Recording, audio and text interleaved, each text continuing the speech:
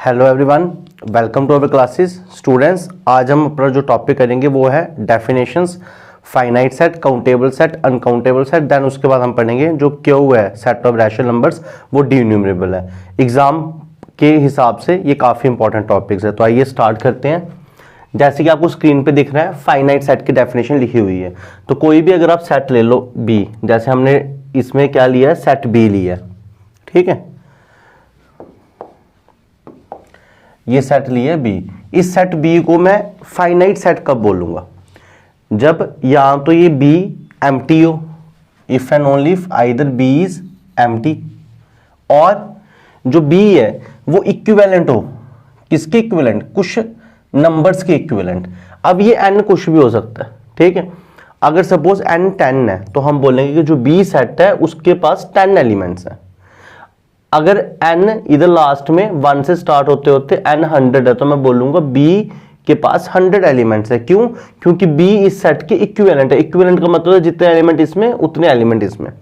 हम ये बता रहे हैं कि जो b सेट है वो फाइनाइट कब होगा? जब या तो वो खाली हो या तो वो किसी पॉजिटिव इंटीजर के इक्विवेलेंट हो, कि कोई ऐसा सेट हो जिसके अंदर कितने इंटीजर्स हो, पॉजिटिव इंटीजर जिनको हम काउंट कर सके, और वो सेट उसके इक्विवेलेंट हो। मतलब अगर इसके अंदर 20 इंटीजर है तो इसके पास भी क्या हो गए? 20। तो अल्टीमेटली ये फाइनाइट सेट हो गया। तो ये फाइनाइट सेट की डेफिनेशन है। कोई भी सेट बी हम उसको फाइनाइट कब बोलेंगे? जब या तो वो क्या होगा, 5 के इक्वल होगा, या तो वो किसी पॉजिटिव इंटीजर n के इक्वल होगा, सच दैट जो बी है वो इक्विवेलेंट होगा किसके? 1 2 3 सो ऑन n तक। अगर ऐसा हो गया, ये इक्विवेलेंट का साइन है, इसको ऐसे डालते हैं, ठीक है। अगर ऐसा हो गया तो b फाइनाइट है, अदरवाइज b क्या है? इनफिनाइट। अदरवाइज हम b को क्या बोलेंगे? Infinite set. तो ये आपकी फाइनाइट सेट की डेफिनेशन, आई होप आपको समझ आई होगी। नोट में क्या लिखा है? जैसे b की बात हो रही है, अगर मैं a ले लूं एक सेट और वो भी n नंबरों के इक्विवेलेंट है, तो हम बोलेंगे a भी क्या है? Finite set. और a के पास कितने एलिमेंट्स हैं? n elements. क्यों? अभी तो मैंने आपको बोला, अगर आप c लेते हो और बोल रहे हो वो इक्विवेलेंट है और एक सेट है उस वो ऐसा है, और आप बोल रहे हो c इसके इक्विवेलेंट है, मतलब इसके एलिमेंट्स और इसके एलिमेंट सेम है, तो c के पास 10 एलिमेंट। अगर c के पास 10 एलिमेंट तो c क्या है? फाइनाइट सेट है। तो ये फाइनाइट सेट की डेफिनेशन है। ये उसकी एक और एग्जाम्पल ले लिए। अगर b इनफिनाइट होगा, अगर b इनफिनाइट होगा, उसके बाद क्या लिखा है नोट में? डेफिनेशन बस इतनी है, ठीक है। डेफिनेशन आपके पास बस इतनी सी है, इतनी सी आपके पास डेफिनेशन है। ये तो नोट दी है, ठीक है। अगर बी आपके पास क्या है, ये दिया हुआ आपको। अगर बी इनफिनाइट है, अगर बी इनफिनाइट है और बी ए के अंदर है, तो ए भी क्या होगा? इनफिनाइट। इसका मीनिंग भी समझ लेते हैं, ठीक है, इसका मीनिंग भी समझ लेते हैं। इसका मीनिंग ये है, जैसे ये सेट है बी, ये सेट है बी और ये इनफिनाइट है, मतलब इसके अंदर बहुत सारे एलिमेंट्स हैं, और ये जो बी है वो ए के अंदर है, बी ए का सबसेट है, मतलब बी किसके अंदर है? ए के अंदर। तो ए क्या फाइनाइट होगा? ए के पास भी बहुत सारे एलिमेंट्स होंगे, वही लिखे हैं।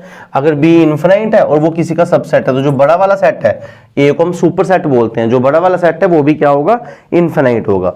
तो ये कुछ नोट में कुछ इंपॉर्टेंट कंसेप्ट्स बताए हैं और ऊपर डेफिनेशन है, ठीक है। तो फाइनाइट सेट क्या होता है? जो या तो खाली हो, जो या तो खाली हो या तो किसी n नेचुरल नंबर की इक्विवेलेंट हो, ठीक है। उसके बाद नेक्स्ट डेफिनेशन है काउंटेबली इनफिनाइट की।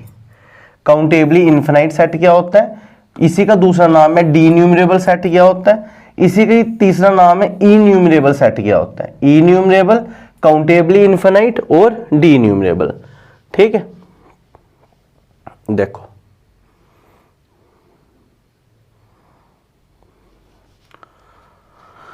तो ये डेफिनेशन आपको याद रखनी है, ठीक है। अगर आपको बड़ी बार ग्रेजुएशन में ये वर्ड देखने को मिलेगा डी न्यूमरेबल, तो आप डी न्यूमरेबल के हिसाब से याद रखो। उस सेट को हम डी न्यूमरेबल बोलते हैं जो नेचुरल नंबर की इक्विवेलेंट हो। और डी न्यूमरेबल का ही मतलब क्या है? इन्यूमरेबल और काउंटेबली इनफिनाइट। कोई भी सेट ऑफ नेचुरल नंबर की इक्विवेलेंट हो तो वो डी न्यूमरेबल है। ये डेफिनेशन है, ठीक है। मतलब जितने एलिमेंट्स नेचुरल नंबर में, ये अगर आपके पास नेचुरल नंबर है, इसके पास एलिमेंट जो है, अगर जो आपके पास सेट आया ए, उसके और इसके एलिमेंट सेम हो, और कोई भी सेट नेचुरल नंबर के इक्विवेलेंट हो, तो जो ये सेट है इसको हम डी न्यूमरेबल सेट बोलते हैं। इस सेट को हम क्या बोलते हैं? D numerable. तो वही डेफिनेशन लिखी है, एक इनफिनाइट सेट, पहले वो इनफिनाइट होना चाहिए क्योंकि नेचुरल नंबर क्या है? इनफिनाइट है। नेचुरल नंबर के अंदर कितने एलिमेंट्स हैं? इनफिनाइट नंबर ऑफ एलिमेंट्स हैं। तो एक इनफिनाइट सेट, उसको हम काउंटेबली इनफिनाइट या डी न्यूमरेबल या इन्यूमरेबल कब बोलेंगे? जब वो नेचुरल नंबर के क्या होगा? इक्विवेलेंट। आप बस इस पूरे में डी न्यूमरेबल की डेफिनेशन याद रखो कि कोई भी सेट डी न्यूमरेबल कब होता है? जब वो नेचुरल नंबर के सेट के इक्विवेलेंट हो। और डी न्यूमरेबल को इन्यूमरेबल और काउंटेबली इनफिनाइट सेट भी बोलते हैं। तो ये आपकी सेकंड डेफिनेशन है। आई होप आपको क्लियरली समझ आई होगी। Third definition, countable set. ठीक है, काउंटेबल सेट किसको बोलते हैं? तो ध्यान से सुनो, ये बड़ी बार सुनने को आएगा। काउंटेबल सेट मैं तब बोल लूंगा ए को जब या तो वो फाइनाइट हो, या तो क्या हो? वो फाइनाइट, या तो वो क्या हो? Countably infinite. और काउंटेबली इनफिनाइट का मतलब क्या है? D numerable. तो कोई भी सेट काउंटेबल कब है? जब या तो वो फाइनाइट हो या तो वो डी न्यूमरेबल हो। मतलब इसका मतलब क्या है? अगर आप काउंटेबल की बात करते हो, ये ध्यान से समझना, अगर आप काउंटेबल सेट की बात करते हो तो काउंटेबल सेट कब होगा? जब ए होगा फाइनाइट। फाइनाइट का मतलब क्या है? या तो वो खाली हो तब भी काउंटेबल। अच्छा, दूसरा, जब ये किसी एन नंबर्स के इक्विवेलेंट हो तब भी काउंटेबल, क्योंकि ये दोनों चीजें फाइनाइट सेट की डेफिनेशन है, अभी पढ़ी थी। और जब या तो ये दो चीजें हो, या तो डी न्यूमरेबल हो, या तो जो ए है वो नेचुरल नंबर के इक्विवेलेंट हो। तो अगर इन तीनों में से इसमें से, इस कंडीशन में से या इस कंडीशन में से कोई एक भी कंडीशन सेटिस्फाई कर जाए तो हम बोलेंगे हमारा सेट क्या है? काउंटेबल। सुनना ध्यान से, इन तीनों में से कोई एक कंडीशन सेटिस्फाई कर जाए तो सेट क्या? काउंटेबल। हम ग्रेजुएशन में मेनली इस कंडीशन को ही सेटिस्फाई कराएंगे कि जो ए या सेट है वो नेचुरल नंबर के इक्विवेलेंट है। हम इसी से काउंटेबल प्रूव करेंगे। तो ये आपकी काउंटेबल सेट की डेफिनेशन है और उसका मीनिंग मैंने तुम्हें समझा दिया। आई होप आपको क्लियरली समझ आया होगा। नेक्स्ट चलते हैं। अब ये फाइनाइट सेट क्या होता है, काउंटेबली इनफिनाइट क्या होता है, डी न्यूमरेबल क्या होता है, इन्यूमरेबल क्या होता है, ये तीनों सेम होते हैं, और काउंटेबल क्या होता है, ये मैंने आप सबको समझा दिया। ठीक है, ये मैंने आपको समझा दिया। अब हम चलते हैं क्वेश्चन पे। ठीक है, ये दो डेफिनेशन है, ये किसी काम की नहीं। अनकाउंटेबल कौन से होते हैं? जो काउंटेबल नहीं होते। अच्छा, एटमोस्ट काउंटेबल कौन से होते हैं? जो फाइनाइट होते हैं या काउंटेबल होते हैं। तो ये हमारी ज्यादा यूज की नहीं है। तो मेन हम क्वेश्चन पे आते हैं जो आपको ग्रेजुएशन में बड़ी बार पूछा जाता है। ठीक है, तो पहले हम वही क्वेश्चन मैं आपके लिए लाया हूं। ये क्वेश्चन है, प्रूव दैट सेट 2 की पावर -3, 2 की पावर -2, 2 की पावर -1, 2 की पावर 0, 2 की पावर 1, 2 की पावर 2, 2 की power 3 so on is countable. आपको प्रूव करना है ये जो सेट है वो क्या है? काउंटेबल है। अगर आप इस सेट को ध्यान से देखो, अगर आप इस सेट को ध्यान से देखो, ये तो आप बोल सकते हो ना ये एक सेट है, जैसे मैंने इसको ए मानना हुआ है, और इस ए सेट के एलिमेंट है 2 की पावर सम इंटीजर, 2 की पावर सम इंटीजर। जब आप 2 की पावर कोई इंटीजर डालोगे तब आपको ये सेट मिल रहा है। कैसे? देखो, जैसे आपने m को डाला 0 तो क्या मिलेगा? 2 की पावर 0। m को डाला 1 तो क्या मिलेगा? 2 की पावर 1। m को डाला 2 तो क्या मिलेगा? 2 की पावर 2। m को डाला -1 तो क्या मिलेगा? 2 की पावर -1। m को डाला -2 तो क्या मिलेगा? 2 की पावर -2। ऐसे चलता गया। तो बेसिकली आप m क्या डाल रहे हो? हम m क्या डाल रहे हैं? इंटीजर्स डाल रहे हैं। तो इसलिए मैं जो ए सेट है वो ऐसा लिख रहा हूं, ए सेट के पास 2 की पावर m के एलिमेंट्स हैं, और जो ये m है वो बेसिकली क्या है स्टूडेंट्स? इंटीजर है। ठीक है, तो इसलिए पहले मैंने लिख दिया गिवन सेट ये दी है, फिर उसके बाद मैंने लिख दिया ए जो हमें क्वेश्चन में दिया है, फिर मैंने यही लिख दिया जो मैंने आपको बताया कि जो ए है उसके एलिमेंट है 2 की पावर m के फॉर्म में, और जो m है वो क्या है? इंटीजर है। आई होप आपको इधर तक समझ आया होगा। अब आपको बताना है कि जो ये सेट है काउंटेबल है। ये जो सेट है वो क्या? काउंटेबल। अभी मैंने आपको बोला काउंटेबल में हम 3 कंडीशनें होती हैं। या तो मैं बोल दूं ए खाली है, ये ए खाली है क्या? नहीं है, तो ये कंडीशन मैं नहीं बता सकता। या तो मैं बोलूं कि जो ए के एलिमेंट्स हैं वो कुछ नंबर के बराबर है, मतलब 10 12 100 50 ऐसे कुछ, मगर ये तो इनफिनाइट दिख रहे हैं, तो इसमें ये दो डेफिनेशन नहीं लगा सकता हूं मैं काउंटेबल के लिए। तो काउंटेबल की तीसरी डेफिनेशन क्या थी कि काउंटेबल सेट के लिए तीसरी कंडीशन क्या थी कि जो ए सेट है आपका उसको आपने इक्विवेलेंट बताना है नेचुरल नंबर के। तो ये जो ए सेट मैंने लिया, अब मैं बस इसको प्रूफ करूंगा कि ये जो ए सेट है वो नेचुरल नंबर के इक्विवेलेंट है। अगर मैं प्रूफ कर पाया तो वेल एंड गुड, ये काउंटेबल है। अगर मैं प्रूफ नहीं कर पाया तो ये काउंटेबल नहीं है। वैसे ये क्वेश्चन इंपॉर्टेंट है एग्जामिनेशन पॉइंट ऑफ व्यू से, हर एक लिहाज से। तो ये मैं आपको इंपॉर्टेंट क्वेश्चन सारे करवा रहा हूं जो एग्जाम में बार बार पूछे जाते हैं, ठीक है। तो स्टार्ट करेंगे, ए सेट ले लिया, उसके पास एलिमेंट बता दिए। अब आपको क्या बताना है कि जो ये सेट ए है वो नेचुरल नंबर के काउंटेबल है। नेचुरल नंबर के क्या है? काउंटेबल। और अगर आपने पुरानी क्लासेस पढ़ी हैं तो आपको क्या बताना होता है, अगर आपको एक सेट को काउंटेबल मतलब इक्विवेलेंट बताना है नेचुरल नंबर के, तो आपको एक मैपिंग बतानी पड़ती है। ए से नेचुरल नंबर ले लो या नेचुरल नंबर से ए ले लो, और इस मैपिंग को क्या बताना पड़ता है? 1 1 ऑन 2। अगर ये मैपिंग 1 1 ऑन 2 दोनों है तो हम बोलेंगे ये दोनों सेट क्या है? इक्विवेलेंट। तो बेसिकली आपको बताना है कि जो ए है वो इक्विवेलेंट है किसके? नेचुरल नंबर के। क्योंकि हमने अभी तो काउंटेबल की 3 डेफिनेशन पढ़ी, या तो ये कंडीशन या तो ये कंडीशन, तीसरी condition A is equivalent to natural number. तो अब आपको बताना है कि जो ए है वो नेचुरल नंबर के इक्विवेलेंट है। तो ये हम कैसे बताएंगे स्टूडेंट्स? हम एक मैपिंग बना देंगे ए से नेचुरल नंबर तक, वो बता देंगे 1 1 भी और ऑन 2 भी है। तो चलिए स्टार्ट करते हैं। साथ साथ आप नोट कर लेना, पॉज करके ये नोट कर लेना, ठीक है। ये मैंने तभी अपने एक स्टूडेंट की पीडीएफ ली है जो इस बार हमारा ग्रुप चल रहा है ऑफलाइन, उसमें हमने स्टूडेंट्स को जिनको ये पढ़ाया हुआ है तो उन्हीं की कॉपी की पीडीएफ बनाई हुई है, ताकि मेरा यूट्यूब पे थोड़ा सा टाइम बच जाए। तो आई होप कि आप इसको पॉज करोगे और समझ लोगे, ठीक है।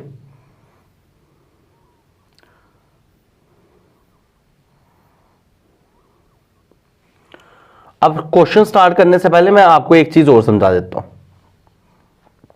देखो, कंडीशन मेरी बनती थी कि मैं नेचुरल नंबर से ए सेट पे जाता। नेचुरल नंबर पहला क्या है? 1, दूसरा क्या है? 2, तीसरा क्या है? 3। ए के पास एलिमेंट क्या है? 2 की पावर 0, 2 की पावर 1, 2 की पावर 2, 2 की पावर -1। तो पॉसिबल नहीं था मैपिंग बनाना। अगर मैं 1 को इसके साथ कनेक्ट करूं, इसको इसके साथ करूं, इसके साथ, ये तो रह गए ना, तो ये ऑन टू नहीं बन रहा था। इसलिए मैं इस क्वेश्चन को डायरेक्ट नेचुरल नंबर के साथ मैपिंग नहीं बनाऊंगा। मैं क्या करूंगा, मैं इस क्वेश्चन को ऐसे प्रूव करूंगा। ध्यान से सुनना, फिर आपको समझ आ जाएगा। मैं इस क्वेश्चन में इंटीजर्स लूंगा, इंटीजर्स को इक्विवेलेंट प्रूफ करूंगा ए के। जो ए सेट है वो इंटीजर में बराबर एलिमेंट है, इंटीजर्स और ए में बराबर एलिमेंट है।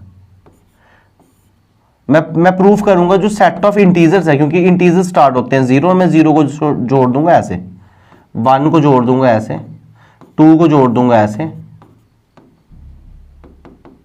-1 को जोड़ दूंगा 2 की पावर -1, ऐसे सो ऑन। तो पहले मैं प्रूफ करूंगा कि जो सेट ऑफ इंटीजर्स है वो इक्विवेलेंट है ए के। पहले मैं ये प्रूफ करूंगा, और फिर हमने आगे एक थ्योरम और प्रूफ करनी है कि जो इंटीजर्स हैं, जो आपका इंटीजर है वो नेचुरल नंबर के भी क्या है? इक्विवेलेंट। जो इंटीजर है वो नेचुरल नंबर के भी क्या है? इक्विवेलेंट। ये हमने आगे प्रूफ करनी है, मगर इस क्वेश्चन में हम डायरेक्ट यूज करेंगे। हम कैसे यूज करेंगे? जैसे z इक्विवेलेंट है a के, और जो z है वो नेचुरल नंबर के भी इक्विवेलेंट है। जो z है वो नेचुरल नंबर के भी इक्विवेलेंट है। तो इसका मतलब है कि जो a है वो भी नेचुरल नंबर के क्या होगा? इक्विवेलेंट। हमने बस इस क्वेश्चन में ऐसे प्रूफ करना है। मैं इस क्वेश्चन में प्रूफ करूंगा कि जो इंटीजर है वो इक्विवेलेंट है ए के, और हमें ऑलरेडी पता है कि जो इंटीजर है वो नेचुरल नंबर के भी इक्विवेलेंट है। अगर इंटीजर ए के इक्विवेलेंट है, मतलब इंटीजर में और इसमें सेम नंबर ऑफ एलिमेंट्स है, और इंटीजर नेचुरल नंबर के इक्विवेलेंट है, तो इंटीजर और नेचुरल नंबर भी सेम तरह के एलिमेंट्स है। सेम तरह के नहीं, सेम नंबर ऑफ एलिमेंट्स है। तो इंटीजर्स ए और एन तीनों में सेम नंबर ऑफ क्या होंगे? एलिमेंट्स। तो हम इस क्वेश्चन को ऐसे प्रूव करेंगे, ना कि हम डायरेक्ट नेचुरल नंबर से ए को मैपिंग कर देंगे, ठीक है। तो ध्यान से समझना, इसलिए मैंने इस क्वेश्चन में क्या कर दिया? मैपिंग बना दी इंटीजर से ए पे। तो ये आपका इंटीजर है और ये आपका ए है, मैंने आपको पहले ही बताया, 0 को जोड़ना है 2 की पावर 0 से, 1 को जोड़ना है 2 की पावर 1 से, 2 को जोड़ना है 2 की पावर 2 से, ऐसे जोड़ते जाना है। इसलिए मैंने ऐसे लिया f ऑफ m और उधर क्या लिया 2 ऑफ m। अगर ये m है तो ये एलिमेंट क्या है आपका 2 की पावर m, तो इसलिए मैंने मैपिंग बनाई ऐसे। तो हमने मैपिंग ले ली f इंटीजर से ले a पे और ये मैपिंग आपके सामने। अब आपको 1 1 प्रूफ करना है। 1 1 कैसे प्रूफ करते हैं, दो एलिमेंट इस सेट से लेते हैं और उनकी इमेजेस सेम लेते हैं। तो लेट m1 m2 z से लिए और उनकी इमेजेस क्या लिए हैं, सेम।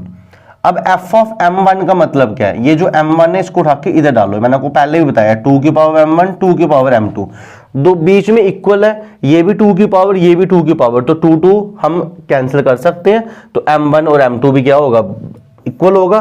तो इस वजह से आपका जो फंक्शन है वो 1 1 होगा।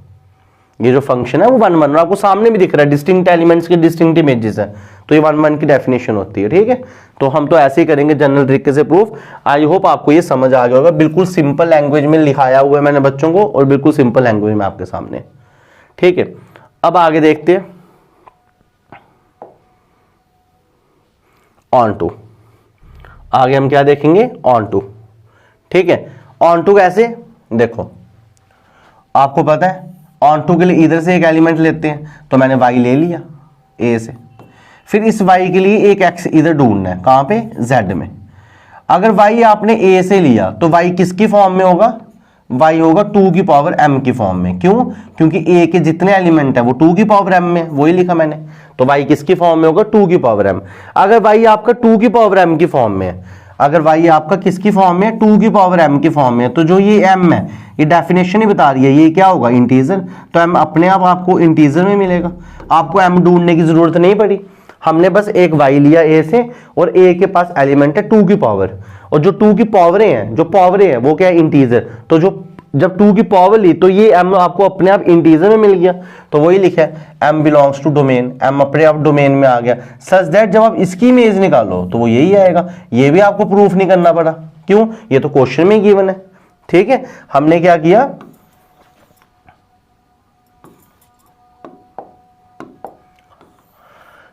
a में लिया एक y, और y किस फॉर्म का है, 2 की पावर m का।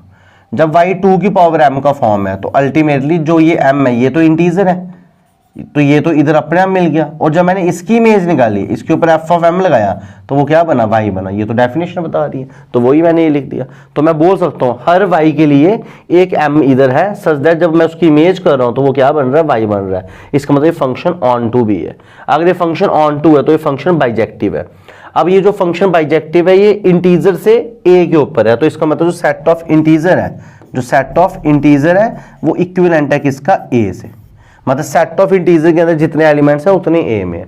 बट वी नो दैट, आपको इसके बाद एक लाइन लिखनी है, वो इधर इसने मिस्टेक कर दी थोड़ी सी, आपको इसके बाद एक लाइन लिखनी है।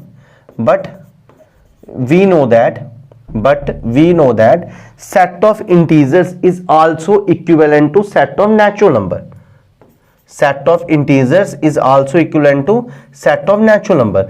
देखो आपने प्रूफ किया कि जितने z में एलिमेंट है उतने a में एलिमेंट है। हमें ऑलरेडी पता है जितने z में एलिमेंट है उतने n में एलिमेंट है नेचुरल नंबर में। आप कोई बोल रहे नहीं सर इंटीजर में तो माइनस वाले भी हैं, नेचुरल नंबर में तो सिर्फ प्लस वाले हैं, तो इंटीजर बड़ा होना चाहिए।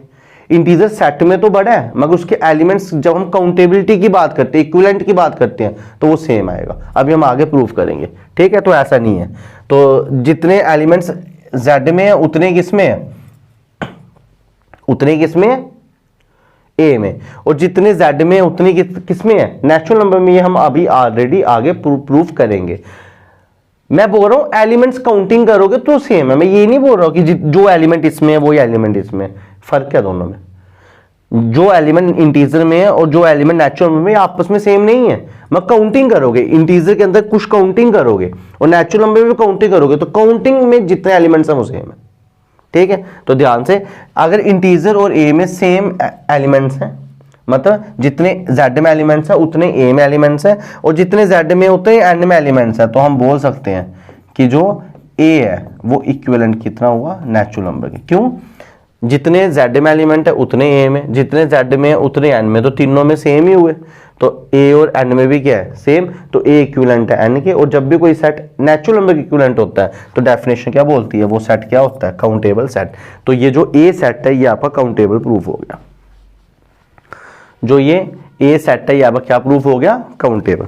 तो आई होप आपको इतना सा क्वेश्चन समझ आया होगा, ठीक है। अगर आपको कोई भी डाउट है तो आप मेरे को नीचे कमेंट सेक्शन में बता सकते हो। अब उसके बाद एक और क्वेश्चन है, इंपॉर्टेंट है, मोस्ट इंपॉर्टेंट क्वेश्चन है इनफैक्ट, ठीक है। ये क्वेश्चन क्या है, ये क्वेश्चन मोस्ट इंपॉर्टेंट है, और ये क्वेश्चन बोलता है जो रैशनल नंबर का सेट है क्यू, वो डी न्यूमरेबल है। वो क्या है, डी न्यूमरेबल। इसको ऐसे भी पूछा जा सकता है, जो मैपिंग है वो बाइजेक्टिव है किसमें, रैशनल नंबर और सेट ऑफ पॉजिटिव इंटीजर्स में। इस क्वेश्चन की स्टेटमेंट को ऐसे भी पूछा जा सकता है, बड़ी बार एग्जाम में है इसलिए ये काफी इंपॉर्टेंट है, ठीक है, कि set of rational numbers is D numerable, set of rational number is D numerable. तो ये नेक्स्ट लेक्चर में करूंगा, नहीं तो ये लेक्चर लेंथी हो जाएगा। तो आई होप आपको इस लेक्चर में जो भी मैंने समझाया अच्छे से समझोगे, कॉपी में नोट करोगे, नेक्स्ट लेक्चर का वेट करोगे। तो स्टूडेंट्स इस लेक्चर में इतने मिलते हैं नेक्स्ट लेक्चर में। Thank you students, have a nice